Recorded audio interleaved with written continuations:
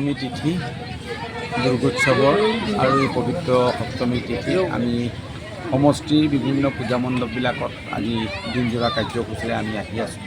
মা দুৰ্গাৰ পৰা আশীৰ্বাদ বিচাৰিছোঁ গহপুৰ সমষ্টিৰ ৰাইজৰ যাতে সকলোৰে অপায় মংগল নাইকিয়া হৈ যাতে সুখৰ সংসাৰ হয়, মা দুৰ্গাই যাতে সকলোৰে দুৰ্গতি নাশ কৰে তাৰ কাৰণে মা দুৰ্গাৰ শ্ৰীচৰণত সেৱা ধৰি আমি সমগ্ৰ গহপুৰবাসী ৰাইজ অসমবাসী ৰাইজৰ কাৰণে আশীৰ্বাদ বিচাৰিছোঁ, ভাৰতবাসী ৰাইজৰ কাৰণে আশীৰ্বাদ বিচাৰিছোঁ। আমাৰ চৰকাৰখনৰ কাৰণে মাননীয় মুখ্যমন্ত্ৰী ডক্টৰ হিমন্ত বিশ্ব শৰ্মা ডাঙৰীয়াৰ কাৰণে আমি আশীৰ্বাদ বিচাৰিছোঁ।